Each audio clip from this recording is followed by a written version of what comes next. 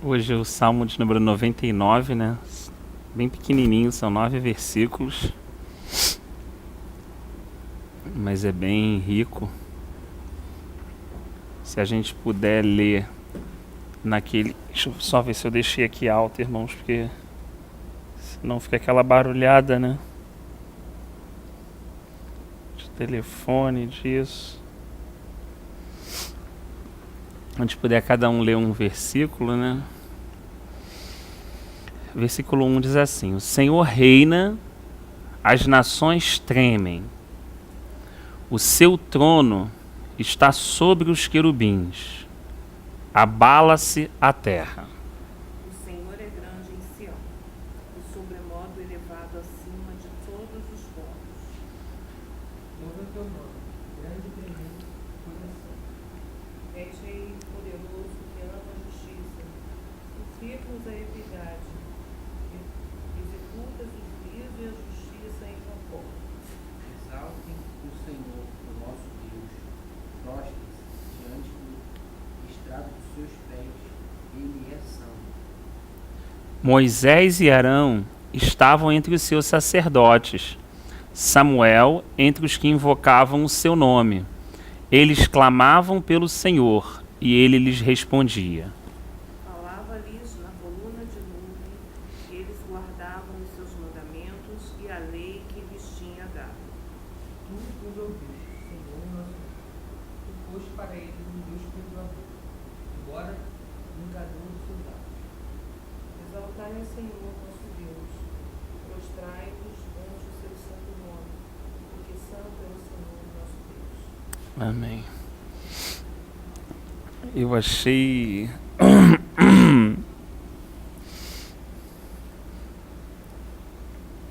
assim o registro desse irmão aqui, que o Espírito Santo fez através da vida dele, assim, sinceramente intriga o meu coração, né? E eu fiquei pensando assim bastante na minha vida prática, assim, no meu dia a dia, né, no meu caminhar cristão, numa vida coerente assim diante do Senhor, né? Esse primeiro versículo assim, o Senhor reina. Eu fiquei pensando assim, puxa vida. Em termos de tempo, quantas vezes na minha vida eu pude declarar isso, ou pude viver isso sinceramente? Eu fiquei assim, me questionando, eu gosto sempre de me avaliar, não sei se às vezes eu exagero me avaliando assim, mas Paulo diz pra gente checar assim, né, sempre que possível, né, a nossa coerência cristã. E eu fiquei pensando assim, poxa, esse irmão declarou isso, o Senhor reina.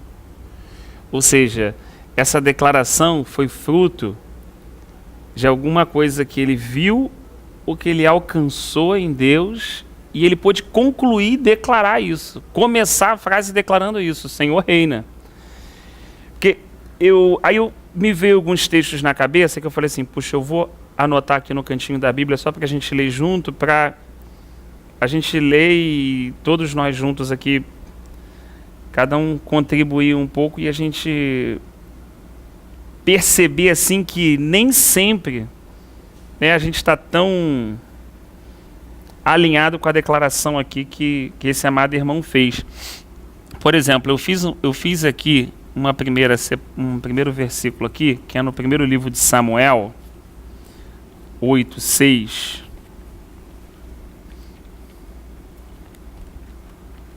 Que eu achei muito interessante, que diz assim, olha só, o primeiro livro de Samuel, capítulo 8, versículo 6. O povo estava conversando com Samuel, né? Eu vou ler só, estou dando um contexto porque eu vou ler só essa parte mesmo, né? E aí no meio dessa discussão, no versículo 6, diz o seguinte: quando, porém, o povo, né, os anciãos, quando, porém, disseram, dá-nos um rei para que nos lidere, isso desagradou a Samuel. Então ele orou ao Senhor, e o Senhor lhe respondeu, atenda a tudo que o povo está lhe pedindo. Não foi a você que eles rejeitaram, foi a mim que rejeitaram como rei. Assim como fizeram comigo desde o dia em que os tirei do Egito até hoje, abandonando-me e prestando culto a outros deuses. Também estão fazendo com você. Agora, atenda-os, mas advirta-os solenemente e diga-lhes quais direitos reivindicará o rei que os governará. Então, assim, enquanto a gente tem uma declaração de um lado, o Senhor reina, alguém que está vendo o Senhor reinar, e alguém que está dizendo o seu trono está sobre os querubins, as nações tremam, a gente está vendo, né, num outro momento histórico, o povo de Deus dizendo assim, Senhor, não reina. Olha que coisa... Reine outro. Olha só que interessante. Olha só, eles tinham, né, um caminhar com o Senhor já havia dado várias vitórias para ele por meio de Samuel. Samuel era um profeta confirmado, né? Nenhuma palavra dele havia caído por terra. Não estamos falando numa questão de instabilidade, de vazio, não. Existia alguém que realmente, como a gente vai ler no versículo mais acima, que era um intercessor, né? E o Senhor atendia todas as necessidades do povo, mas aqui o povo está falando assim, Senhor, não reina. Por um outro lado, a gente vê a declaração de alguém falando assim, o Senhor reina e tremam as nações, né? E como isso pode, apesar daqui a gente estar falando de um momento histórico com uma certa distância de tempo, mas como isso pode acontecer assim, dentro da vida de um único indivíduo, né? Ora, esse indivíduo vai falar, o Senhor reina, eu quero o encabeçamento do Senhor sobre a minha vida, e ora, ele vai falar, não, eu sou o cabeça da minha vida, eu mesmo vou reinar, ou vou colocar outro no lugar do Senhor, né? De qualquer forma, o que eu achei interessante, aqui assim, pelo menos no texto, eu não sei se os irmãos vão concordar, é que normalmente um rei humano, e a gente pode citar alguns exemplos, Saul, até digamos assim, os reis de exílio, de transição, Nabucodonosor, eram reis, assim, muito autoritários, e assim, mandava matar mesmo. O próprio Saul quase acertou Davi com aquela lança e não tinha conversa, né? Naquele contexto histórico, pelo menos, o rei era um semideus, um representante do Senhor, né? Então, assim, eles eram extremamente autoritários. Eram homens com pouquíssimas exceções, de Ezequias, Asa, Davi, e mesmo assim, em momentos de ímpeto, por exemplo, né, o próprio Davi quase cortou a cabeça de Nabal se não fosse a intercessão lá de Abigail. Eram homens que realmente assim, olha, eu estou no reino, eu vou reinar, você não está entendendo? Você querendo ou não, eu vou reinar, eu vou, né? A decisão é minha. E o que me impressiona muito em Deus, apesar dele ser realmente o verdadeiro rei e ter um poder absoluto assim sobre todas as coisas e atemporalmente também, ele atende algumas questões que assim, eu como homem sinceramente não entendo. Porque talvez se eu fosse Deus nesse momento aqui, eu falaria assim, não, que é isso? Eu é que sou Deus, eu que libertei vocês. Eu é que tirei vocês do Egito, vocês vão? Não, o Senhor vira e fala assim, não, Samuel. Samuel ficou com um problema, porque aquilo não caiu bem para ele, ele foi orar. Não, se atenda a eles. Se eles querem um outro rei governando sobre a vida deles, não tem problema nenhum. Cada um vai ter o rei que busca. Cada um vai ter o rei que se rende diante dele. Samuel, sem problema. E o Senhor, assim, para mostrar que não teve nenhum problema, inclusive, né, usou esse mesmo profeta para ungir Saul, e Saul veio a ser rei de Israel. Então, assim, me impressiona muito no caráter de Deus, né, alguém que tem normalmente muito poder, todo poder, tende a ser tirano. E o nosso Deus, ele é todo poderoso e é um rei, um Deus que deixa o homem para escolher, deixa o homem à vontade. Né? Você não vê Deus, quando Deus dá a direção para alguém, você não vê Deus toda hora no ouvido de alguém, falei isso, hein? Olha aí Eva, te dei aquele bizu, hein? Olha aí, rapaz, o negócio... Não, ele dá a direção e depois ele deixa a pessoa administrar, a decisão é dela. A decisão é do Rafa, a decisão é do João, a decisão é da Maria, né? É claro que se aquela pessoa se humilha, busca, e o Senhor pode confirmar, pode dar aquela direção, mas assim, em termos gerais, o Senhor dá uma direção, olha, isso aqui não faz, não coma aqui dessa árvore, fim da história. E aí é com a gente realmente se vai guardar essa fidelidade ou não. Então assim, é interessante que Deus é aquele pai que costuma falar uma vez, a não ser que há um problema, né? Às vezes a gente está muito angustiado, questões como Gideão, de dificuldade do momento que está vivendo, então pede prova, pede sinal. Deus também é maravilhosamente bondoso, a ponto de atender sinais, votos, coisas que nós fazemos quando Ele percebe que o nosso coração está bem sincero e quer obedecer, né? Questões quando a gente está desavisado, por exemplo, né? Como o próprio Abimeleque, que ia tomar Sara como mulher porque Abraão falou que era irmão, e no dia que ele ia deitar com ela, Deus falou assim, ó, se você fizer isso, eu vou cobrar de você, eu vou ferir você, né? Aliás, as mulheres já estavam estéreis ali daquela região de Gerar. E aí ele fala, Senhor, mas o Senhor viu que eu fiz isso da sinceridade do meu coração, porque ele me disse que ela era irmã. E lindo o texto que Deus fala assim, porque eu vi a sinceridade do teu coração, então eu estou evitando que você peque contra mim. Então, quando a gente está falando das questões de que a gente não está a par, que a gente desconhece, que a gente não tem ciência, Deus é maravilhosamente bondoso para ver a condição do nosso coração de estar inocente diante daquela situação e cria circunstâncias na nossa vida que nos impede de tropeçar. Uma coisa extremamente amorosa, assim, presente, né?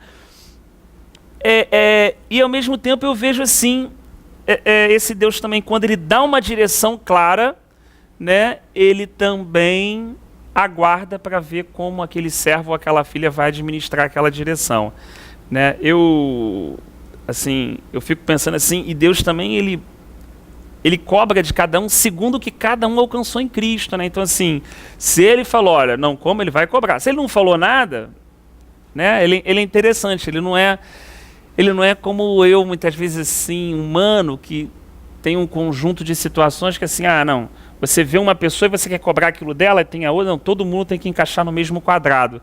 E na verdade cada um está numa caminhada, né, no momento da sua caminhada, a quem muito é dado, muito é cobrado, né?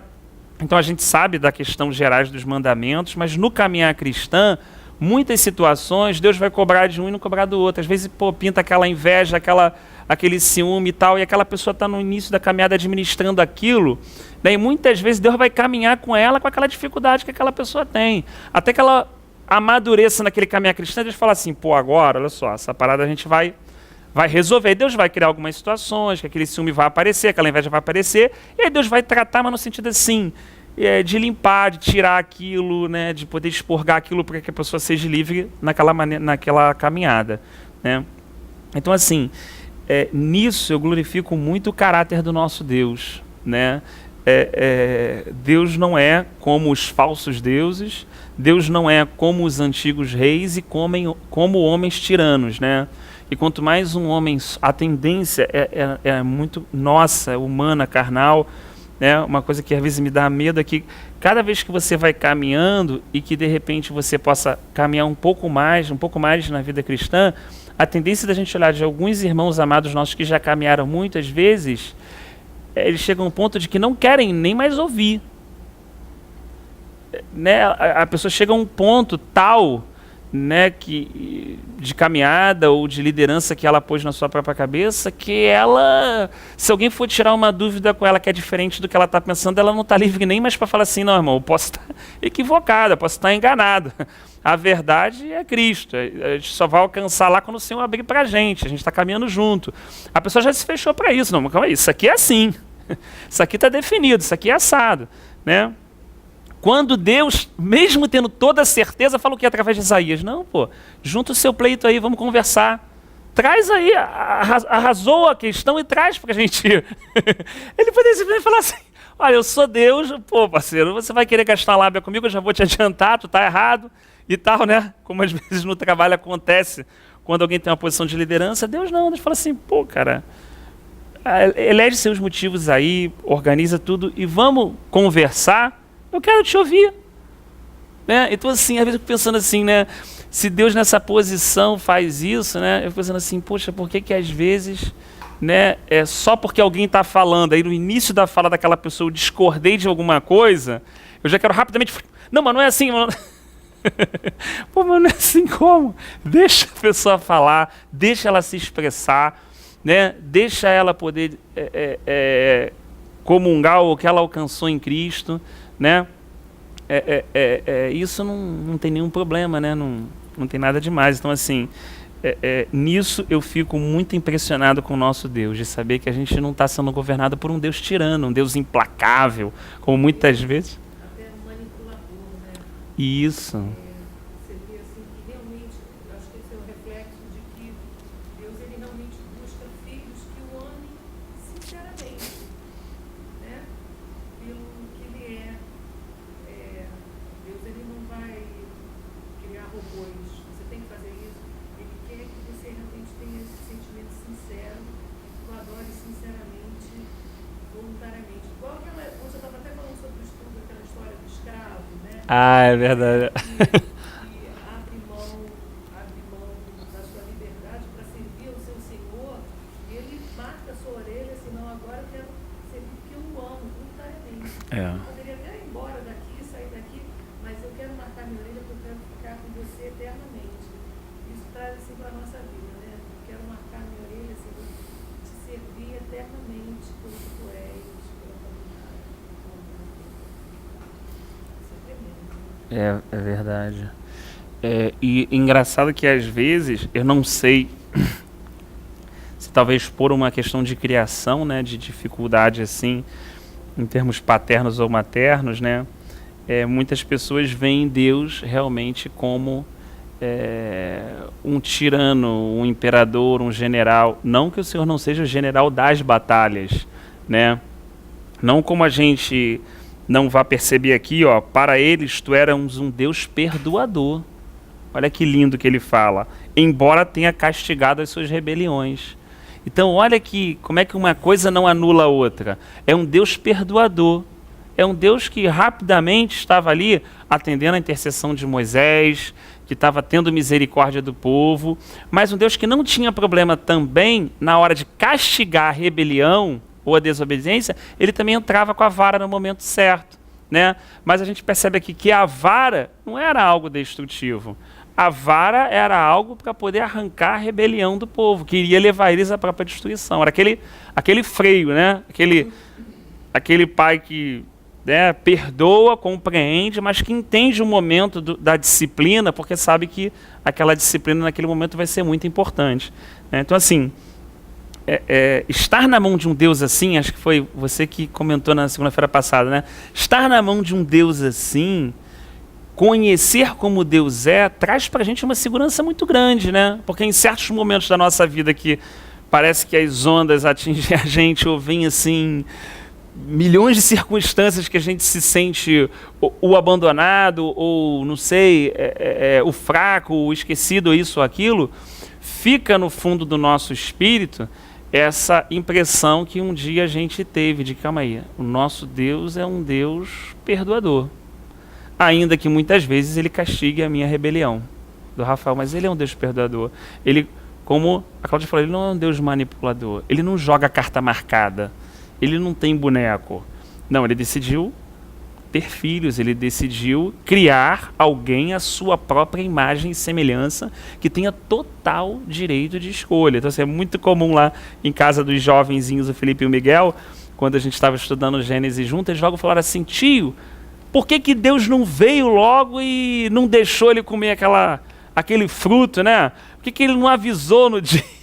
Porque é engraçado, mas é muito interessante a impressão da criança, né? Como ela pede isso também para o pai o tempo todo, né? Intervém. Na verdade, muitas vezes está tendo um comportamento, mas é como se estivesse pedindo uma intervenção, né? E aí a gente falou, olha, né? Na infância é assim, né? Mas quando você se torna um adulto, né, e vocês estão querendo o tempo todo ser adulto aí, né? Ter sua liberdade, ter isso, ter aquilo, embora vocês só tenham 12 e 9, ainda estão bastante longe disso, mas você tem as suas responsabilidades. Então, como é importante quando o papai, mamãe, quando o tio fala alguma coisa, você começar a aprender desde agora a guardar a orientação que foi dada. Porque quando você conhecer quem é o seu verdadeiro Pai, que é o seu Pai celestial, que é o seu Pai eterno, você não vai ter problemas ou dificuldade de guardar os seus mandamentos e as suas orientações, porque você vai entender o motivo. Você não vai pegar, filhão, e olhar lá os 10 mandamentos ou algumas ordenanças e falar assim, que coisa chata, Deus só proibiu aquilo que a gente meio que gosta.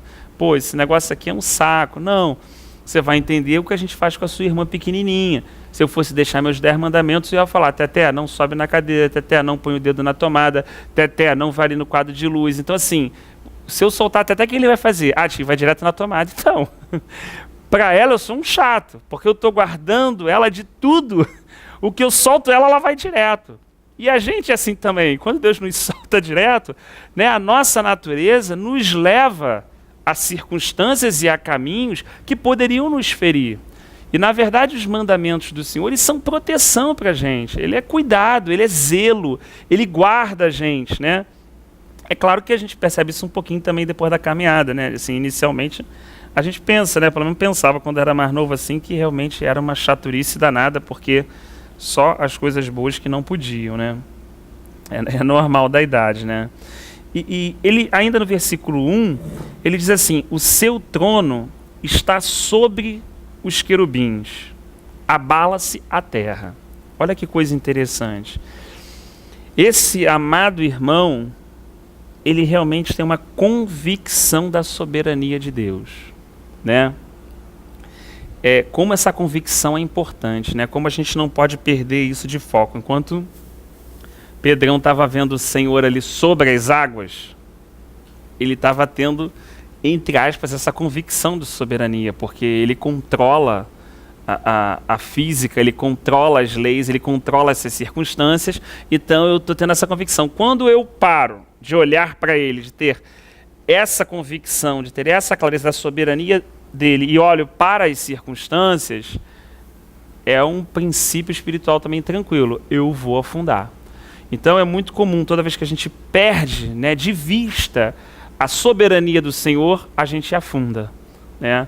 Porque é muito difícil você, quer dizer, é muito difícil, né? Vamos colocar assim, né? Pelo menos é impossível caminhar realmente, né, nessa realidade, se a gente em algum momento perder essa convicção da soberania do Senhor, porque vai nos parecer, existem situações que são muito difíceis, né? Por exemplo, uma situação que acho que todos, calculo eu que todo servo do Senhor tenha dificuldade, e que é muito difícil para a gente, como servo, como homem, é, por exemplo, se colocar como posição de vítima. É muito comum quando acontece qualquer coisa, vida profissional, pessoal, qualquer coisa, na congregação com os irmãos, é muito natural da minha humanidade me ver como vítima. Pô, mas caramba, pô, mas eu passei isso, mas eu passei aquilo, mas eu sofri isso, mas eu atravessei aquilo. Isso é quase que automático dentro da gente, né? E quando a gente se vê nessa posição de vítima, é um início da gente começar a perder essa convicção da soberania, porque eu posso ter passado alguma dificuldade, alguma provação, alguma circunstância, como José passou alguma situação de dificuldade, de injustiça, mas isso não quer dizer que Deus não é soberano, que Deus não está no controle, que Deus não está permitindo que eu passe isso, que Deus não esteja atravessando essa dor comigo. Eu estou sentindo dor, mas Deus está atravessando do meu lado. Né? Eu estou levando minha filha para o hospital, não estou tirando a dor dela, mas eu estou com ela, estou levando, estou trazendo, estou comprando remédio, estou dando remédio, estou administrando remédio, estou tirando a febre, estou fazendo, mas não estou tirando a dor, mas eu estou junto. Então, assim, Deus não vai tirar a dor, mas vai passar todo aquele processo com a gente, né? E às vezes, quando a gente se coloca na posição de vítima, normalmente é quando a gente dá uma paralisada na caminhada, porque fica difícil de Deus também tratar com a gente nessa posição, porque quando a gente está na posição de vítima, a gente se coloca como meio que o centro da circunstância, né? E tudo vai ter que se ordenar em torno da gente, né? Todas as coisas vão ter que se corrigir. Não é bem assim, né? Na verdade, Deus quer que eu saia dessa posição de vítima, que eu entenda a minha responsabilidade, que eu entenda a minha parte, né? Que eu possa crescer nessa parte que eu falhei, que eu possa amadurecer nas coisas que eu não enxerguei, né? Que eu possa também reforçar aquelas coisas que eu já tinha alcançado, né? E quando a gente se posiciona dessa forma, como a caminhada fica mais leve, né? Porque a gente já não está preocupado mais com a gente nessa questão do centro, a gente vai simplesmente caminhar e e de alguma forma, assim, está se esforçando no Senhor para não perder essa realidade, porque ele diz assim, abala-se a terra vai se abalar, irmãos, mas você não vê o trono se abalando, né? É muito interessante que ele fala, a terra abale-se, a terra abala, mas o trono não está abalando, os serafins não estão abalando, mas a terra está abalando, né? E nós, muitas vezes, é aquilo que o Senhor nos falou lá através de Paulo, né? Que, na verdade, ele, com toda a obra que ele realizou, ele nos levou para que nós nos assentássemos nas regiões celestiais em Cristo Jesus. Claro que ele está falando de uma realidade cristã. O nosso pé continua na terra, mas em termos de realidade deveríamos estar com ele lá. E assim, quando abalar a terra, dá aquela tremidinha. Mas quando a gente está em Cristo legal, a gente, acho que você comentou também, né? A gente sente a dor do abalo, a gente sente as circunstâncias, mas a gente está no Senhor, aquilo é quase, eu costumo dizer às vezes, é quase como uma anestesia. É arrancar o dente sem anestesia com anestesia. Se arrancar sem anestesia, rapaz, o cara até desmaia na cadeira. Mas com anestesia bem dada, ele mexe, é incômodo, é chato, né? Depois você tem também um efeitozinho e tudo mais. Meu irmão, não dá pra comparar, né? Então assim, atravessar um momento em Cristo e atravessar uma situação fora de Cristo é um abismo de diferença, né? Então assim, como, né, o Senhor provê isso pra gente, né?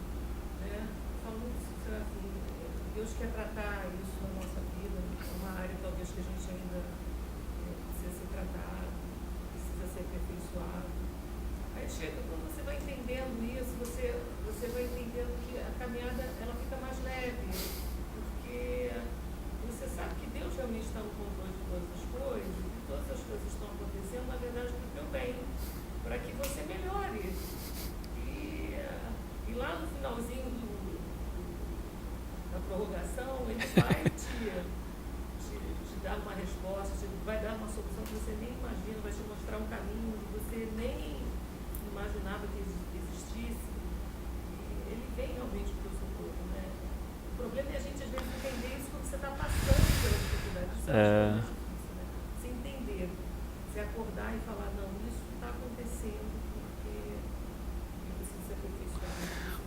Ou como você falou, né, Cláudia, assim, o ter alguém que nesse momento te lembre isso, como é importante a comunhão, né? Foi como você falou. Poxa, Serafim, olha, aí, se a gente perdeu, olha como é que a comunhão é importante. Alguém lembra a gente, pô, tá certo, eu tava, pô, o irmão vê agora com um bálsamo mesmo, essa é a direção. É porque, como você falou, é uma dependência muito grande, né? No momento é difícil, mas aí tem alguém que não está passando aquele momento e a comunhão é tão preciosa que aquele irmão pode chegar e falar aquilo e falar, puxa vida, é mesmo. Porque realmente é o que você falou, quando, né, assim, eu creio que a gente pode até conseguir atravessar essa situação com fidelidade, como já passou, mas assim, como você falou, às vezes sem entender, sem compreender aquele momento difícil, às vezes uma palavra também direcionada do Senhor, né, por um irmão, como diz o provérbio, bálsamo de vida, né, aquilo entra e você, puxa, é isso aí, Deus está nessa direção. Como também, quando vê uma palavra, quando Deus permite, né, porque coisa engraçada, às vezes Deus permite assim, vou permitir um atribulado chegar e dar uma palavra daquelas mesmo para baixar a estima do cara. Mas assim, é engraçado, assim, não é que é engraçado, é como a gente estivesse olhando para os nossos filhos e minha filha com 5, 6 anos, a reação na escola, o que ela vai fazer? A coleguinha bateu nela, vamos ver. Ela vai sentar o pau, ela vai falar com a tia, ela vai falar comigo, ela vai chorar. A gente não sabe, mas dá para você intervir antes do processo? Não dá, você tem que esperar passar um pouquinho para depois você vir com orientação. Não dá para interferir, senão não tem crescimento. Então, às vezes é a mesma coisa. Deus me livra disso, me livra daquilo. Não, lógico, Deus não deixa que nada sobrevenha acima das nossas forças. Não existem situações que se levantem que Deus não dê graça, não dê escape, não dê refrigério. Mas às vezes aquelas nossas perguntas, né? Deus, por que o Senhor permitiu que tal pessoa falasse isso comigo? Mas Porque como você reagiria se aquilo entra no teu coração, não entra, aquilo desperta a justiça própria, como o caso da Sarinha, você vai dar um tabefe nele, não vai dar um tabefe nele, vai conversar comigo, como é que você vai administrar essa situação? E a gente vê isso na maturidade, por exemplo, da caminhada espiritual de Abraão, né? Que mesmo assim, muito novo, com 2, 3 anos de caminhada, eu percebo assim, como quando a gente está assim, com o nosso coração inclinado mesmo para receber do Senhor, a gente pratica isso sem mandamento, pela direção do Espírito, porque quando ele saiu de Ur da Caldeia, vamos ser sinceros, caçou sem direção, vamos sair que eu vou te mostrar uma terra que tu vai, parceiro. O cara tinha gado, tinha terra, tinha tudo ali, estava estruturado, tinha família, depois ele perdeu o pai dele, mas tinha sobrinho, uma série de situações, o outro ramo da família ainda, e assim, ele sai teoricamente, para ir para um local que não tinha aquela estrutura que ele tinha de pasto, para poder botar o pasto das ovelhas dele, aquela situação toda e tal. E você vê que quando os pastores de Ló brigam com os pastores de Abraão, é muito interessante. Os pastores brigaram, mas Abraão não brigou com Ló. Que coisa interessante, né? Às vezes meu filho pode brigar com um coleguinha. Os dois saem todos mordidos, mas eu vou brigar com o pai dele? Do outro coleguinha? Como é que... Porque na verdade não é o problema, é como é que vai administrar o problema. Eles estavam brigando, eles não deviam estar brigando bobeirinha, senão eles não se separavam. Assim, cara de xixi, cara de cocô, igual meus filhinhos brincando. Não era assim. Eles deviam estar um atrito, meu irmão. Cheguei aqui primeiro, parceiro, eu botei meu pasto aqui. Não, mas semana passada eu já estava aqui. Não, mas vai dar ruim. Senão devia ter um atrito a tal ponto de Abraão virar para lá e falar assim, pô, cara, não tem nada a ver a gente ficar brigando. Ele poderia até impor a moral dele, falar, pô, parceiro, eu saí, já te levei, tu tá na minha aba, tu tá nas minhas costas, saí lá dentro, tá me abençoando, pô, já saí rico lá do Egito, pô, caraca, pede a galera aí pra pegar leve, meu irmão, segura as pontas aí, parceiro, pô, tu já tá na minha aba, recebendo bênção, e tu vai ficar na pressão ainda, carnalmente, né, teria toda a condição de expressar assim. Ele falou, pô, cara, pra que a gente vai ficar brigando, a gente é como irmão. Pô, escolhe aí a direita que eu vou para a esquerda, cara. Escolhe o norte aí que eu vou para o sul. Olha que coisa interessante. E o que eu acho muito nesse ponto assim que a gente está lidando, né, é que é muito difícil. Para você resolver um problema, normalmente você tem que abrir mão da razão. Porque se ele chegasse assim, não, olha só, até entende tudo mais. Se ele botasse alguma razão, ia ser difícil de administrar o problema. Ele teve que ceder. Acho muito interessante no caráter de Abraão isso. Ele teve que abrir mão, mesmo podendo estar numa posição talvez de escolha, né? E aí entra um outro quesito que é muito complicado, pelo menos para mim, sou bem sincero com os irmãos, é essa questão de abrir mão. Porque, irmão, se tem duas coisas, vamos ser muito sinceros, tem, sei lá, 2 carros ali. Um exemplo de um carro, por exemplo. Se você é o segundo escolher, você acha que você vai ficar com o melhor? Oh, claro que não, né? O que sobra é o quê, irmão? O pior. Tem alguém aqui que quer escolher o pior? Você levou para a semana passada. Ninguém, porque nós somos normais, né? Se tem 2 maçãs ali, eu vou querer a melhor. Se tem 2 peras ali, eu vou olhar uma pretinha, eu vou querer a melhor. Então sempre eu vou querer a melhor. Esse é o Rafael. Se eu deixo alguém escolher, eu já estou consciente que eu vou ficar com o pior, parceiro. Não tem saída para isso. Então olha a compreensão da soberania de Abraão no início da sua caminhada. Eu não preciso escolher primeiro para ter aquilo que Deus tem para mim. Porque o que Ele estabeleceu para a minha caminhada e o que Ele me chamou para ser nele, está guardado nele. E ninguém pode escolher aquilo que Ele me chamou. Então escolhe, parceiro, para onde tu quiser ir. Fica tranquilo. Eu quero ir lá, que lá é como a cidade do jardim, é como Zoar, lá é como o rio do Egito, lá é tranquilo. Sobrou o que aqui? Sobrou esse desertinho de areia? Vai ser meio difícil assim o pasto inicialmente e tal, mas vamos lá. Olha que coisa interessante. Então, como saber o que é melhor? Ou como saber o que Deus separou para a nossa vida se não conseguir viver um princípio espiritual? Se eu não conseguir viver esse princípio, por que a Cláudia estava falando, vai ser muito difícil que eu viva aquilo que Deus separou para mim. Na minha imaginação até religiosa, eu, Rafael, assim, de evangélico, vou falar, não, eu estou vivendo o que Deus separou para mim, glória a Deus e tal. Mas, pô, na prática, se as minhas atitudes não são como essa caminhada de Abraão, não estou vendo nada. Estou vendo o que eu escolhi. estou vendo que eu escolhi. E vai ter certas consequências, como teve a de Ló, ainda que ele seja o justo Ló, como Pedro registrou, uma pessoa que viveu em Sodoma e Gomorra, mas não tinha as práticas de Sodoma e Gomorra, pelo contrário, afligia sua alma todos os dias por causa do comportamento daquele povo. Então, Deus registrou ele como uma pessoa justa, mas mesmo assim uma pessoa justa que fez uma escolha equivocada naquele momento da sua vida. Então, assim, é um princípio benéfico que o Evangelho conclama a gente a viver. Simples, porém conflitante, por causa da nossa natureza, se torna conflitante, né? Então, assim, às vezes eu sei que Deus está reinando, eu sei que o trono dele não se abala, mas se eu puder escolher, eu vou lá, Rafael, eu dou minha escolhida mesmo, entendeu? E com o tempo a gente aprende que as nossas escolhas na nossa vida, né, as escolhas que a gente toma, que são bênção, e há outras escolhas que a gente toma, que são escolhas que, né, o Senhor nos trata naquilo. É claro que, como ela falou, no final, tudo vai colaborar, porque eu escolhi uma coisa por causa do meu coração. Então não adianta eu ficar fantasiando que escolhi outra coisa. No exemplo do carro que a gente deu. Então, quando eu escolho aquilo, na verdade também já estou andando um pouco em direção ao tratamento. Porque eu escolhi aquilo porque o meu coração está naquilo. Né? Aí eu escolho aquilo e... Isso eu estou me lembrando assim, lá em casa, né, por exemplo. Se tem uma fruta, se tem um doce, alguma coisa, eu deixo os meus filhos pegarem a parte melhor. Né? Esse sentimento de pai, você também é assim, acho que a gente que é pai é assim. Não, deixa eles comerem a banana melhor, eu vou uma estragadinha, a piorzinha que está lá.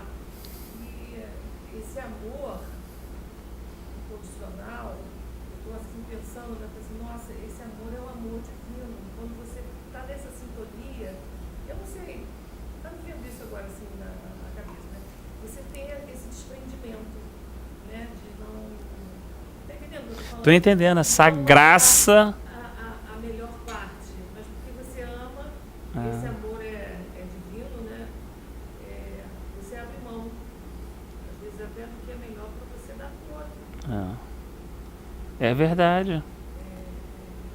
Isso é algo assim Incondicional. Risca o meu nome do teu livro, Moisés falou. Risca o meu nome do teu livro, ou seja, a melhor coisa está o quê? No livro, mas assim... Eu acredito que talvez não por causa do povo em si, mas por causa do que Moisés desejaria agradar a Deus, né? E o coração dele vê que está no Senhor, ou seja, Senhor, não é que esse povo seja meu, mas como eu amo o Senhor, eu amo o que o Senhor ama, e eu aborreço aquilo que o Senhor aborrece. E aí isso entra na vida daquela pessoa de tal forma que ela passa a amar aquilo que Deus ama. Então, isso que de repente ficou numa relação de pai e filho, daqui a pouco começa a extravasar para o lado dos irmãos e tal. Pô, esquenta não. Pô, mas o cara, tá de boa, o cara tá levando a vantagem. Não, esquenta não, cara, fica tranquilo. Esse levar vantagem do natural, né? Da vida, né? Do natural, vai ficando pra gente assim, não. Eu já passei essa caminhada, já vi essa conta. Não, isso não é vantagem. Vantagem é, como Paulo diz, né? Que a fonte de lucro é a verdadeira piedade. Então, assim, a vantagem é uma outra que nessa conta não fecha, né? Então, assim, quando a gente, de repente, está refletindo aqui junto nessas questões, né? Como a gente passa a olhar para a vida cristã de um modo talvez diferente, né? Talvez a gente olhe a questão de obra, de ministério, de carreira cristã, e pegue tudo isso e, de repente, nessa lente, tudo passa a fazer um outro sentido, porque o que adianta dar tudo certo para mim se o povo do Senhor, né, tiver em outra realidade? Né? O que deve ser no meu coração aquela oração, como Paulo fala em Efésios, para que todos possamos crescer juntos e chegar à plenitude juntos. Então, assim, Paulo é diferente de repente se achar, porque tinha grandes revelações e tudo, e assim, o desejo dele é que todo mundo chegasse à plenitude junto. Vê, irmão, vê se está faltando alguém aí. Tá todo mundo está chegando em Cristo junto, está todo mundo alcançando a mesma realidade, está todo mundo no mesmo patamar, não tem mais ninguém acima de ninguém. Glória a Deus. Olha a alegria, né, que aquele homem buscava em Cristo, né? Não a questão só de, pô, glória a Deus, já fui em Antioquia, já fui em Filipe, agora passei em Corinto, agora fui em Roma, tá bombando, tô com várias filiais aqui, vários lugares e tal, não sei o que. Não, o coração dele não estava nisso. Quando ele volta para Antioquia, ele reporta para os irmãos que estavam ali, irmãos, olha, aconteceu isso. Os irmãos decidem aí. Você vê uma posição assim de liberalidade, sabe, de não apego a uma coisa que ele sabia que não era dele, era de Cristo, sabe? O estar junto com os irmãos, entender os atritos da caminhada, com Barnabé, com João Marcos, entendeu? E isso servir de crescimento para ele. Deus permitiu o Alexandre Latoeiro sentar-lhe a lenha mesmo e aquela coisa, administrar aquela coisa ali com os irmãos e tal. Então, assim, a gente vai parando pensando assim, pô, caramba, essa convicção do Senhor reina, traz para a gente, eu deveria trazer para a gente uma paz, como a de Pedrão em cima da água, e quando isso some da minha vida, eu vou afundando como uma pedra, desesperado. A única palavra que eu tenho é como a de Pedro: socorre-me, Senhor. Jesus faz o que faz com a gente. Fiquei como, pô, Pedrão, caramba, por um segundo tu perdeu a noção que eu estou no controle, rapaz. Tu achou que tu estava na água porque tu aprendeu algum bizu e você estava em cima da água porque tu administrava a situação já espiritualmente falando. Porque você é poderoso, viu ali que você ficou, pô, já dei 2 passinhos aqui, acho que eu já sei como é que é. Não sei como é que é, parceiro, tu tá sobre a água. Se tu se desligar, afunda. Ele olhou para trás e falou assim, eu acho que eu estou em melhor condição que os caras que estão lá. Um nível acima. Que coisa...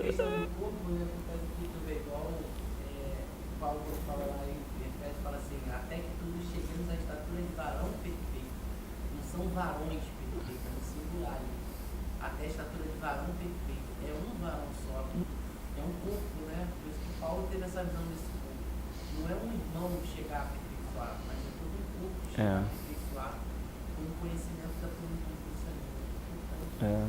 Acho que é por isso que Pedro começou a falar. Ele falou assim, eu acho que eu estou no nível acima, porque eu já estou flutuando sobre a terra do Senhor, então eu já estou melhor. E quando ele achou que estava melhor, é muito difícil, né? Às vezes isso é uma grande verdade, às vezes as experiências espirituais que a gente tem, né, que são normais, sei lá, o Senhor levou a gente à noite, você teve alguma experiência com Deus, né, e aquilo é engraçado, que o irmão André Murrow fala uma coisa muito interessante, que não há experiência divina que não seja necessário depois ser triturada pelo poder da cruz, né? Possivelmente como Paulo subiu ao céu, coisas maravilhosas, mas depois tem a mulher lá endemoniada falando bagulho na cabeça dele, tem o outro problema do latoeiro, tem a situação, se não for moída, aquilo parece que, cada nossa estrutura, né, Deus sabe, vai colocar lá o espinhozinho, Satanás batendo a cara dele e tal. Imagina o que é isso, irmão. Você chega, olha só, é que às vezes eu falo assim, se eu tiro um pouco da visão em si evangélica, assim, vou tentar me colocar no lugar do irmão, assim, dessa realidade. Imagina, você vai até o céu, diz que há coisas que você vê que não há palavras para descrever, que no vocabulário não tem como se descrever. Provavelmente você vê coisas, tem contato, percebe agora quando você desce para a terra. Vem lá um enviado do diabo e mete a cara na... Pô, que adianta subir lá e se eu descer aqui tem... Senhor, tira-me esse espinho aí.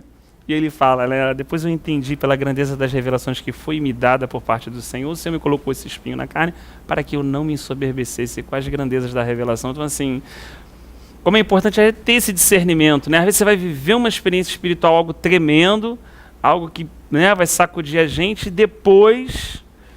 você vai passar por uma situação e fala assim, caraca, mas como é que eu podia aquele dia parecia, rapaz, se alguém me tocava, eu tava até lá em cima, né? Você imagina, pô, tô no mundo da transfiguração, tô vendo Moisés, tô vendo Elias, pô, agora eu desço um endemoniado aqui, nego tendo que expulsar, não acontece nada, uma confusão aqui. Pô, que parada é essa? A gente estava lá, viu a voz falar do céu, vamos voltar para lá, é a nossa tendência, né? Vamos voltar para essa experiência, vamos voltar para esse momento da nossa vida cristã, vamos tentar resgatar para esse passado, vamos tentar guardar isso e... Não é por aí, né? A gente viveu aquilo, o Senhor nos acrescentou aquela realidade, agora nos colocou de frente, né, de uma possessão demoníaca, de um baita de um problema, falando assim, né? Nos ensinou naquele problema, depois vai nos dar outra experiência e vai nos levando de fé em fé, de glória em glória. Então, assim, né, a gente ter essa consciência que não vai ser muito diferente disso, né? Não achar que é uma coisa meio triunfalista, como algumas pessoas colocam, né? Eu separei um texto aqui que eu achei muito interessante também, que é Apocalipse 11. Olha só que interessante. Fiquei lendo esse texto aqui, fiquei meio... Aqui, ó. Tá aqui. Vou ler rapidinho aqui. Olha só que interessante. O 7º anjo tocou a sua trombeta, e houve fortes vozes nos céus que diziam: o reino do mundo se tornou... Nós estamos falando de reino, hein? Estou do versículo 15. O reino do mundo se tornou de nosso Senhor e do seu Cristo, e ele reinará para sempre. Ponto. Vamos parar aqui. A gente sabe que hoje já é vindo o reino de Deus está entre nós. João Batista pregou isso, Jesus Cristo confirmou isso na sua pregação. Ele morreu, ressuscitou, foi assunto, todo o poder nos céus e na terra está nas mãos dele, né? Então, assim, a gente percebe que há um período em que, apesar do Senhor estar reinando, como diz no livro de Hebreus, não é perceptível esse reinado. Só para aqueles que já foram iluminados. Então, o que uma pessoa normal, se você perguntar para ela, ela vai te dizer? Pô, tá uma bagunça, amigo, tá uma zona. Parceiro, você tá uma zona, você tá, como diz o ditado, da casa da mãe Joana, né? E às vezes até para muitos cristãos que perderam olha, lembra lá, irmãos, da sintonia do governo, a realidade da soberania do Senhor, ele vai falar o quê, irmão? Povo de Deus hoje, e hoje igreja, hoje isso, hoje aquilo. Ele vai falar de 1 milhão de problemas que existem no nosso meio, no meio do povo de Deus, né? Mas, de fato, o Senhor está reinando. Isso é uma realidade. Ele já reina hoje. Olha só o que vai acontecer. Os 24 anciãos que estavam assentados em seus tronos diante de Deus prostraram-se os seus rostos e adoraram a Deus, dizendo: graça te damos, Senhor Deus Todo-Poderoso, que és e que eras, porque assumiste o teu grande poder e começaste a reinar. As nações se iraram, e chegou a tua ira. Chegou o tempo de julgares os mortos e de recompensares os teus servos, os profetas, os teus santos, os que temem o teu nome, tanto pequeno como grandes, e de destruir os que destroem a terra. A gente sabe que esse texto, né, tá ligado àquele ponto final onde o Senhor, né, vai estar julgando. Então, assim, é quando esse reino se torna muito perceptível. Porque quando é que a pessoa vai se dar conta? Quando ela parar diante e o Senhor falar assim: e aí? Aí a pessoa vai falar: babou. Porque ela vai ter que prestar conta a alguém, né? Assim, o cara pode estar pintando e bordando ali. Aí a autoridade fala, pegou ele sentou na frente do juiz, o que acontece? Ele tem noção que ele não pode fazer o que ele acha que faz. Pega alguém sentado na frente de um juiz, que aquela pessoa até chora. Não vou fazer mais, não sei o que e tal, porque quando ela está ali de frente para o juiz, ela tem noção de que existe alguém o quê? Com autoridade. Enquanto ela está lá vivendo uma vida que aquilo não chegou àquela realidade, parece para ela que está tudo solto e que não tem governo. Olha que interessante, quando os filhos de Deus, esse reino, como aquela semente pequenininha, já cresceu, nós podemos declarar tudo o que esses anciãos declararam já previamente na nossa vida. Porque o Senhor já reina. Nós cremos assim, o Senhor já reina na nossa vida. O Senhor já reina. O trono do Senhor não se abala. Ele tem o governo. Ainda que, como algumas situações que o Senhor vai julgar, profetas, pessoas perseguidas, decapitadas, mas aquele profeta morreu, o Senhor reina. Sei que chegou o meu tempo como, né, porque o Senhor vai me recolher e tudo e tal.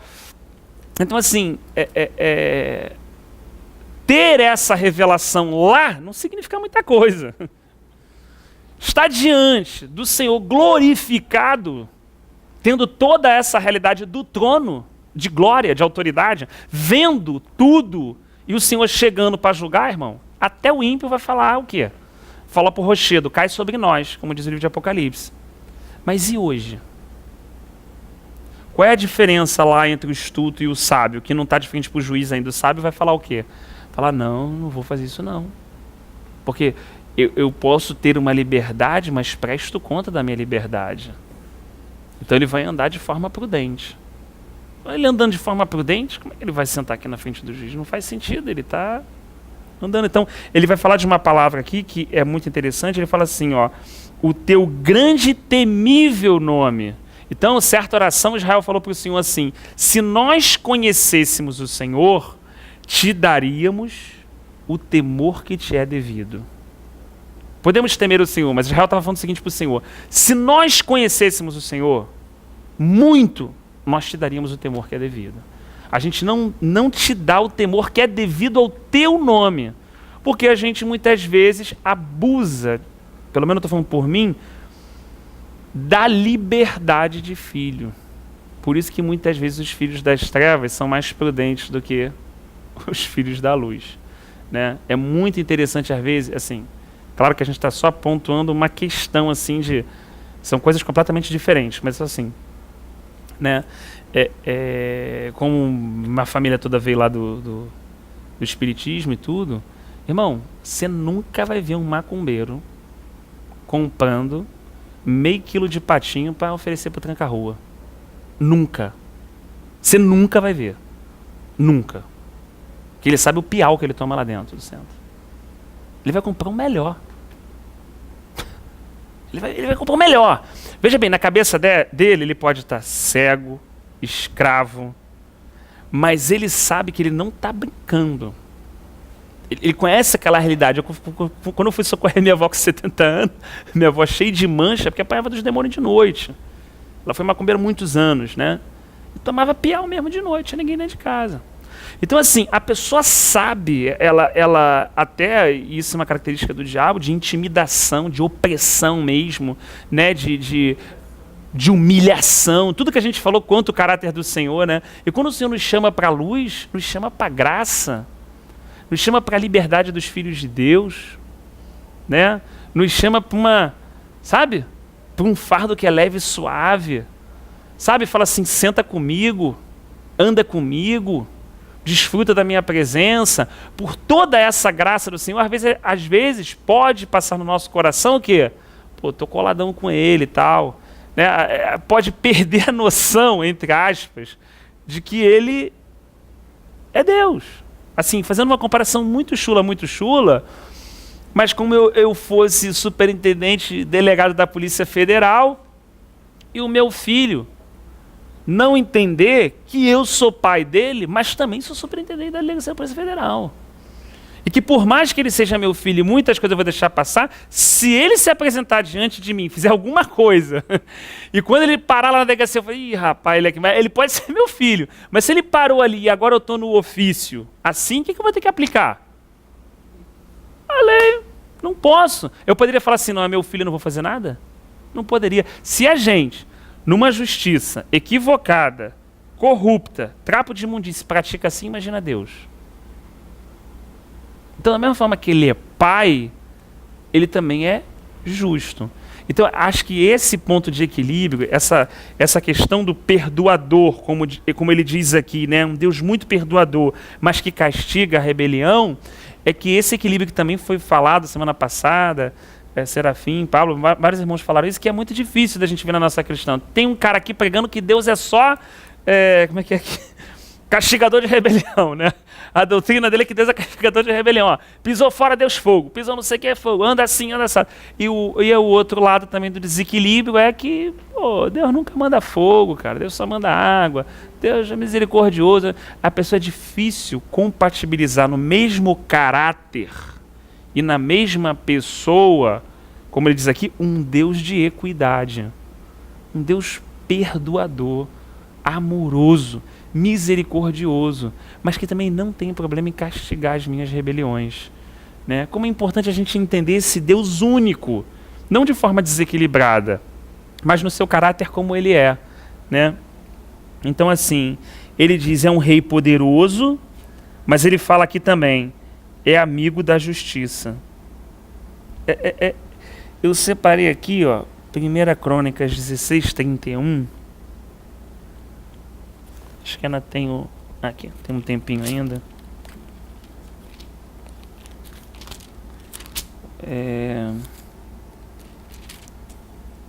Olha que texto interessante. Ele diz assim, né? Olha como Davi, que era rei, estava entendendo a coisa no 31. Que os céus se alegrem e a terra exulte, e diga entre as nações, o Senhor reina. Poxa, então Davi, na realidade espiritual dele, está alinhado com aquele irmão de Salmos. Um pouquinho antes dele, 2 gerações, Saul, a geração já de Samuel, estava falando assim, pô, não estou alegre não. Pô, eu queria bem um rei que saísse com a gente, que tivesse um exército maneiro, que a gente, pô, sabe? Acho que não tem nada de... Pior, essas coisas acho que são piores às vezes do que um pecado brabo, porque a questão de uma questão assim de egoísmo, de não sei o quê, de inveja, é uma coisa que pontua logo. Essa parece uma coisa que eles estão pedindo normal. Poxa, tipo assim, poxa, a gente não está pedindo nada demais, a gente só quer um rei. Qual o problema disso? Tem algum mandamento dizendo assim, não pedis rei? Não tem nenhum mandamento, não estou desobedecendo nenhum mandamento, não estou ferindo nenhuma regrinha, não tem nada. Mas como essência, né, na verdade estavam cometendo talvez o pior dos tropeços, que era abandonar o manancial de água viva. Né? Então assim, Davi aqui, ele consegue entender isso. Ele poderia, na verdade, achar que todo mundo devia ser alegre porque ele era rei. Mas ele fala assim, não, alegrem-se a terra, né, e diga às nações, pô, obrigadão, meu amado, porque o Senhor reina. E aí é muito bonito esse hino de ações de graças que ele fez ao Senhor em cima dessa realidade que o Senhor trouxe para ele.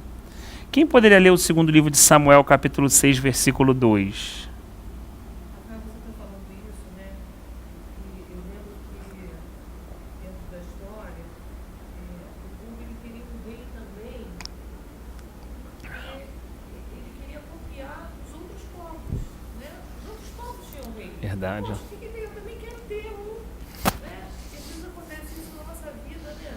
Ah, por que eu não posso ter ou fazer isso? As outras pessoas fazem, não tem nada demais. Né? Poxa, isso é uma coisa comum. Poxa, é normal. Poxa, será que você pedir demais um rei? Esse sentimento. Então, essas questões a gente precisa indagar, porque aquilo que não é natural, aquilo que é natural muitas vezes para o mundo, né, para outras pessoas, não é natural para você que está debaixo do reinado do Senhor, né? É verdade. Do reino desse mundo, mas sim do reino de Deus. Só para você pensar. Não, é verdade. Você fala isso, eu lembro de alguns adolescentes falando assim, eu não vou usar um nome de ninguém para não ser delicado assim, mas... Ah, eu sou fã do clube de tal cantor evangélico. Eu falo assim, mas como assim fã do clube? Eu não consigo entender isso, você me perdoa assim, mas...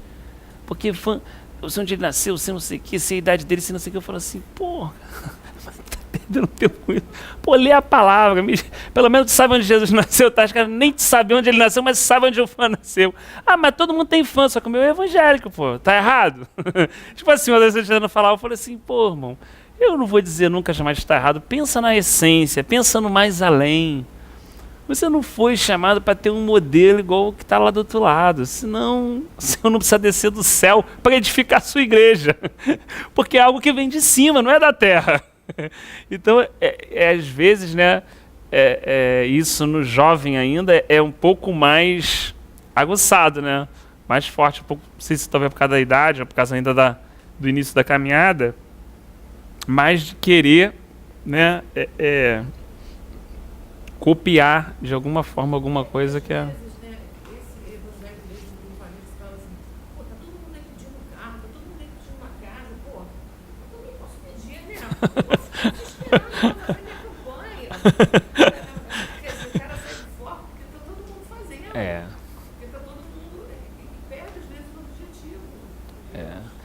E isso é verdade. Você falou assim, às vezes a gente não percebe, assim, eu tiro pra mim pelo menos, né? Tem momentos em que é difícil, eu gosto de me lembrar dessa passagem. Por mais que todos nós temos relacionamento com o Senhor, né? Um exemplo que fala muito alto nessa questão que você citou, por exemplo, é o de Elias. Por quê? Porque ele fala assim, pô, Senhor, caraca, só eu fiquei, meu irmão. Pô, tá brabo. Nego só adora Baal. Só a fertilidade. Nego bota sacrifíciozinho pra ele porque vem a benção rápida. Pô, não fiquei ninguém. Tô na pista, tô aqui, tô pregando. Tô passando, tem a mulher no meu encalço. Mas acho muito interessante o que o Senhor diz para ele. Fala assim, Elias, tem 7.000 pessoas que você não sabe onde elas moram. Você não conhece o nome delas, o CPF, a identidade. Você não cruzou com elas, mas que elas não beijaram pés de Baal. Elas me adoram como você e me servem como Senhor. Então, eu não sei por que Deus faz isso, mas às vezes parece que você, né, tem essa impressão, todo mundo fazendo. E realmente, o Senhor guarda aquele remanescente, né, que são pessoas fiéis, mas às vezes você não tem aquela impressão que tu fala assim, caramba, papai. Mas certamente o Senhor tem, né, às vezes a gente não conhece, não sabe não vai saber, né, mas isso é uma coisa que Elias estava sofrendo ali e a gente sofre também, né? Mas caramba, assim, todo mundo realmente, como aqui, né? Todo mundo tem um rei, né? Todo mundo tem um exército, mas o questionamento maior era, será que eu preciso de um exército antes de eu pedir? Pô, Deus é que guerreia a minha guerra, eu vou ter exército para quê? Para que precisa de um rei? Para governar? Para dar direção? Pô, cara, foi Deus que tirou a gente do Egito, foi Deus que atravessou o Mar Vermelho, foi Deus que atravessou o Jordão, foi Deus que sustentou nossos pais, foi Deus que derrubou Jericó, foi Deus que nos deu a vitória de 32 reis nessa terra de Canaã, foi Deus que assentou o nosso povo, foi Deus que chamou Samuel quando as coisas pareciam perdidas. Então, Deus não perde o controle de nada, a gente pode descansar aqui, né? Porque qual era a situação ali também? Os filhos de Samuel não eram mole, né? Então eles já estavam prevendo humanamente, não dá nem para sentar o pau neles, que se a gente vivesse aquele contexto, acho que eu, Rafael, faria a mesma coisa, tipo assim, pô, Samuel é servo de Deus, meu irmão, mas a ladeira já está descendo, tem 2 molequinhos aí, os moleques que não vão servir a Deus, vai ser o caos. Só que como se administra isso é que é o problema. Vou administrar como? Senhor, tem misericórdia, não estou vendo, levanta, fortalece, levanta anciãos, dá direção, faz isso. É como você quisesse pegar uma coisa que é de Deus e metesse a mão e falasse assim, não, tá muito bagunçado, não vamos deixar assim não, vamos botar uma ordem nessa parada aqui, chama um rei, vamos organizar aqui, como a organização humana, como o controlar humano pudesse trazer de alguma forma aquilo que eles queriam, né? É assim, Eles tinham necessidade de ver, né? de ver o rei, de ver a situação, porque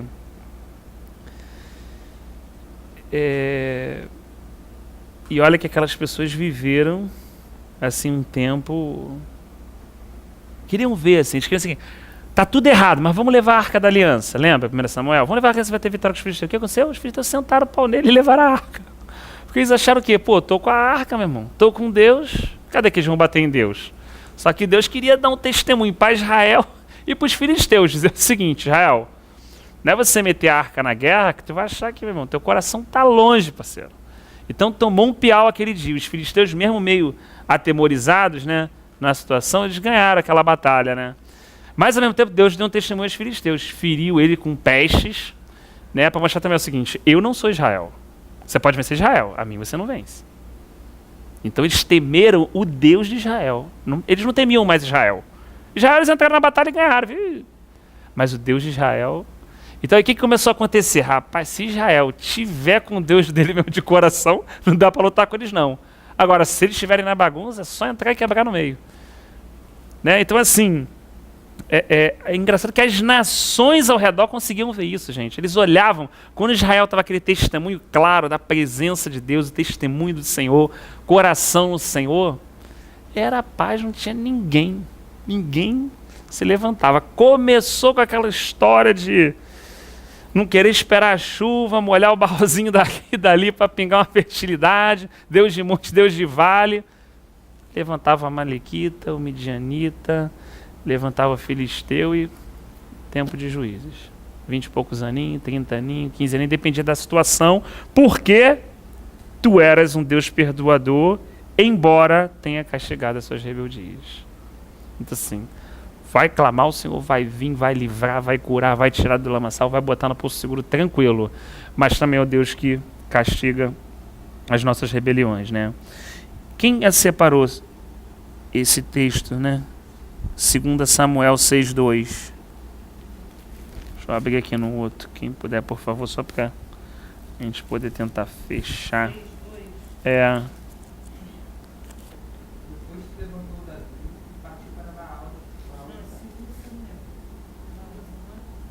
É segundo livro de Samuel.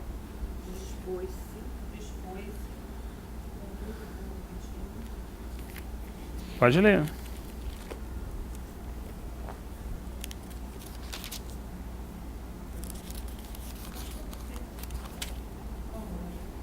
Leia aí, Varão.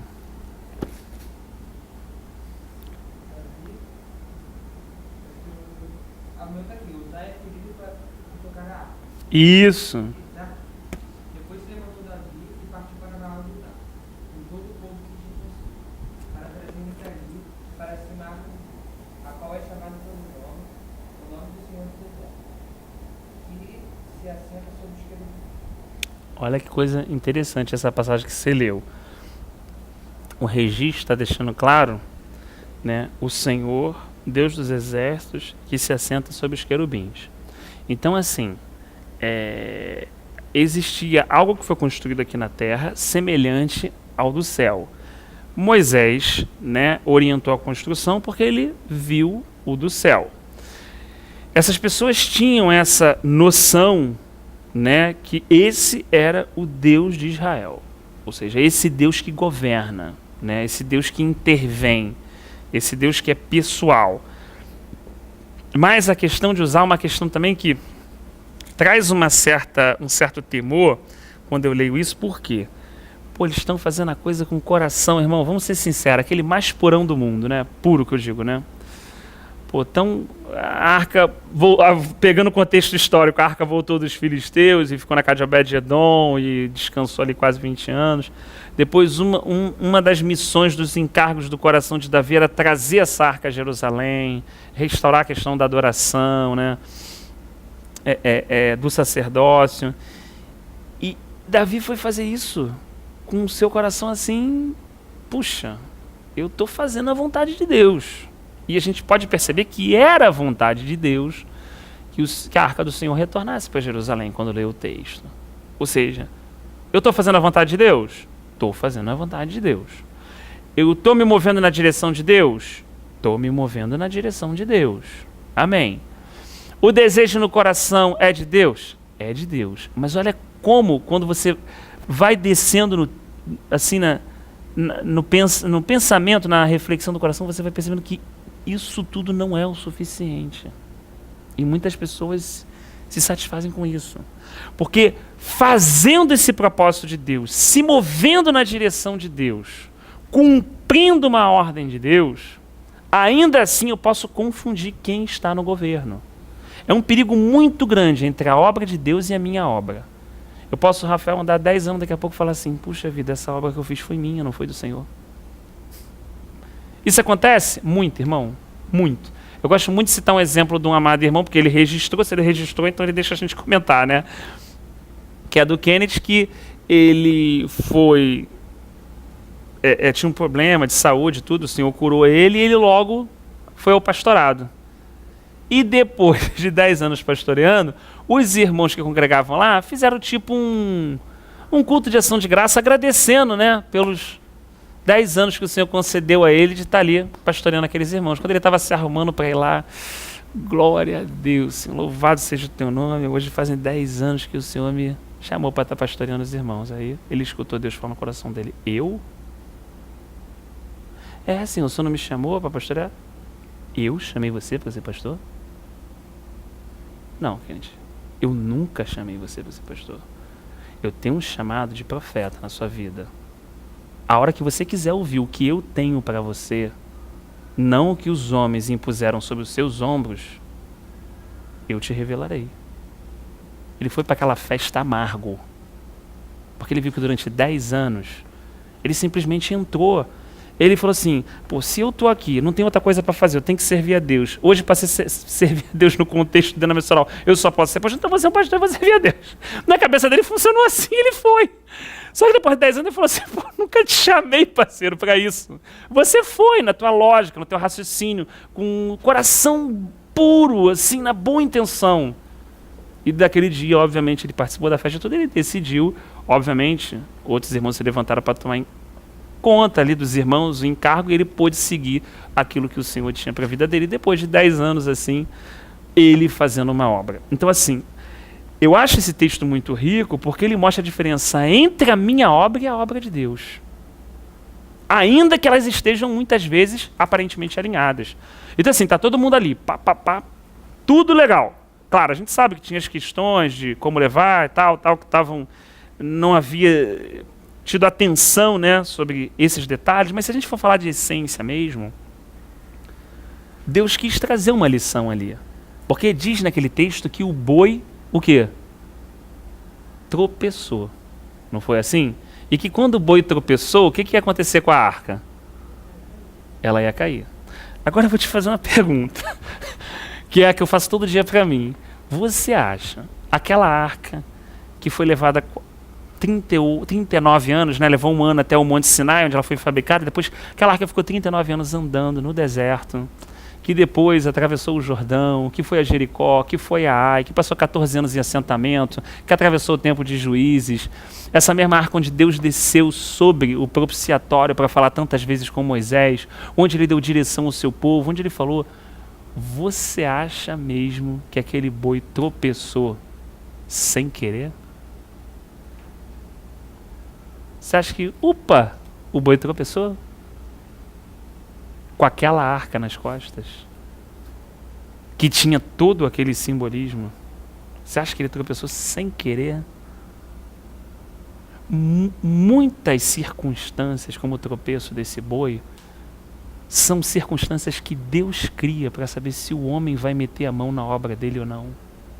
Para saber se o homem, o servo, tem a consciência de quem é o dono da casa e a pedra angular.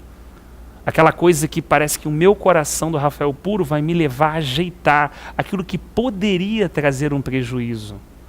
O boi não tropeça sem querer. O boi, quando tropeça, ele tem um propósito. E a palavra relata ali que quando tropeçou, Uzá, que era um homem zeloso, ele foi fazer o quê? Ele foi dar uma ajuda, irmão. Pô, não dá para condenar o cara, não. Eu não consigo botar na conta do cara. Acho que eu falei a mesma coisa. Foi dar ajuda. Quando ele deu ajuda, puf! O Senhor fulminou ele na hora. Tu consegue imaginar isso? O cara cai morto. Você num cultão de Deus, celebrando, todo mundo fazendo a vontade de Deus, a direção de Deus, pá, tudo direitinho. Não era bagunça, não era como Saul, não. Tinha umas coisinhas e tal. Tudo bem, tinha, mas faltava. Mas como essência, eles estavam com... Davi estava com aquele desejo, e de repente, aquele cara cai morto. Diz que todo mundo voltou triste para casa. A própria escritura relata que Davi voltou muito abatido, angustiado. Senhor, o que farei eu? Né? O que farei eu para levar a arca do Senhor? Pô, agora tu perguntou, né? Agora que eu criei a circunstância, tu perguntou, né? Tu podia ter me perguntado antes, que a arca é minha, não é tua. A obra é minha, não é tua. O povo é meu, não é teu. Né? Então, assim, eu às vezes li esse texto, mas vou ser sincero, assim, eu fico com meu coração às vezes assim, né? Preocupado, às vezes tu caminhar assim, falar assim, meu Deus, livra-me de fazer a minha obra. Livra-me, às vezes a gente caminhar. Puxa, estamos fazendo isso para Deus e tal, e no final ter a amargura de descobrir que eu não fiz isso para o Senhor, que na verdade eu fiz aquilo para mim, no sentido de fazer para Ele, mas aquilo, sabe, estava em mim, né? Eu botava a mão na arca, é só porque é a graça que não permitiu isso, mas... Então, assim, ali Uzá perde, não tem a perspectiva dessa soberania, desse reino. Porque como é que o rei da arca vai deixar a arca cair? Nunca. Nunca vai. Poderia ser até esperar o que vai acontecer, né? Mas aquilo ali trouxe uma lição muito rica que o nosso amado jovem leu. Êxodo 25, 22, eu na verdade só vou ler porque, só para retratar e completar o texto que você leu, diz assim: ali sobre a tampa, no meio dos querubins que se encontravam sobre a arca da aliança, eu me encontrarei com você, Deus falando com Moisés, e lhe darei todos os meus mandamentos destinados aos israelitas. Então assim, a importância que tinha a arca, o porquê ela foi construída. E se a gente reparar aqui no 11:15, vou reler porque eu posso ter lido rápido demais e olha só que interessante. A gente leu, né, o texto de Apocalipse, os que temem o seu nome, tanto os pequenos como grandes, destruiu os que destroem a terra, né? Aí no versículo 19 ele fala assim: então foi aberto o santuário de Deus. João está onde? Está no céu, né? Então foi aberto o santuário de Deus nos céus e ali foi vista a arca da sua aliança. Houve relâmpagos, vozes, trovões, um terremoto e um grande temporal de granizo. Então a verdadeira arca sempre esteve lá em cima. Aqui da terra era uma cópia. O tabernáculo era uma cópia. Para eles ainda não estavam naquela realidade espiritual, porque a obra de Jesus Cristo não havia sido feita. Então Deus deu um modelo a Moisés, Moisés construiu na arca, construiu o tabernáculo aqui na terra, e a adoração, o louvor, a gratidão, tudo aquilo que era feito aqui, na verdade, é um projeto, porque é para ser feito um dia no céu.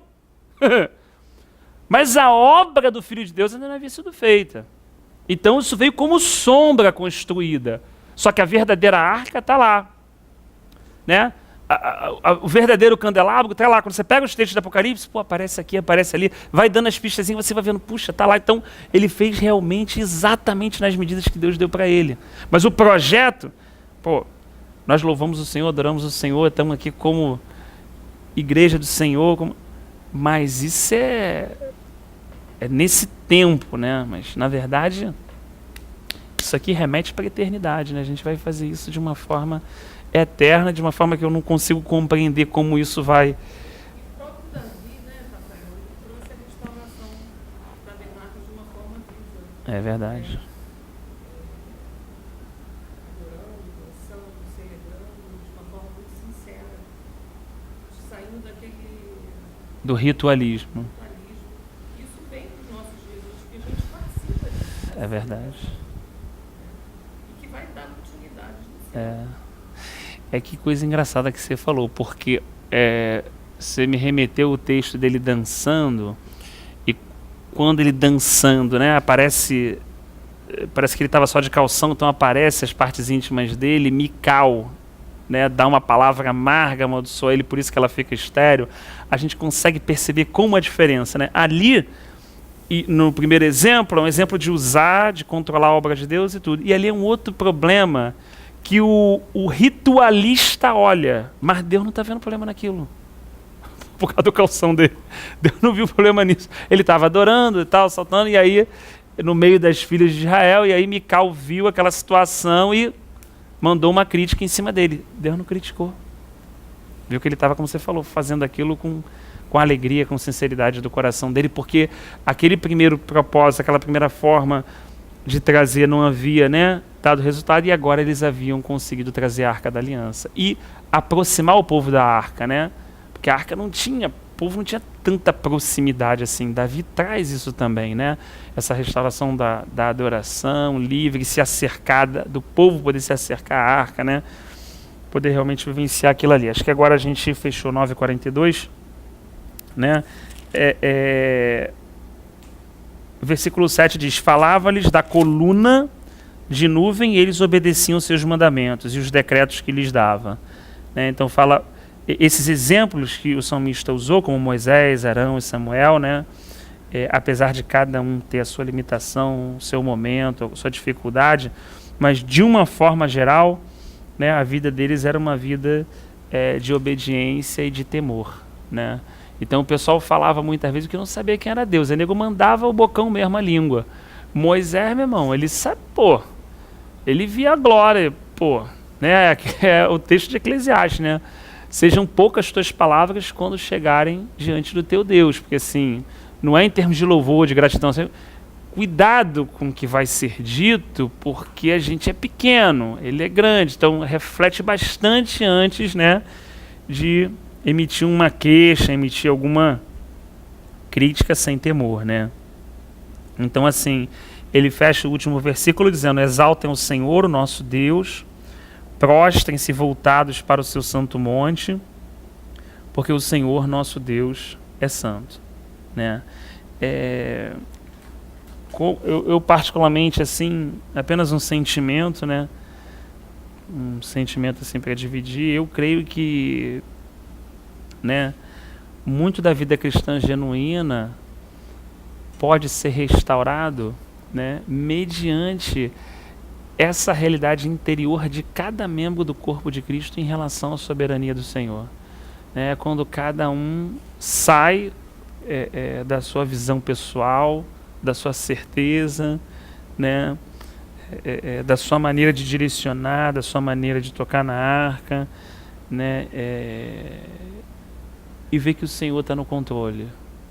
Tipo assim, e parece que essa visão é frágil, porque parece que controlar é mais seguro, né, mas na verdade confiar que Deus controla é muito mais benéfico, né, é muito mais saudável.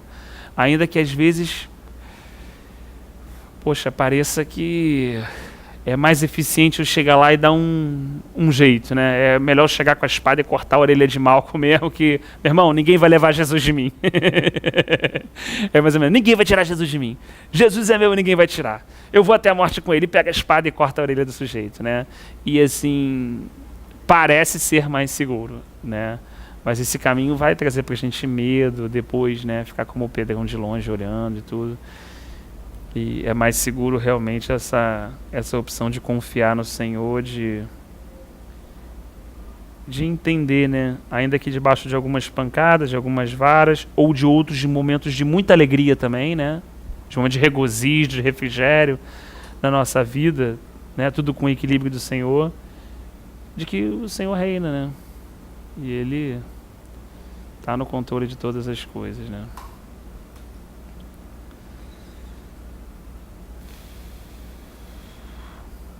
Acho que é um pouco disso.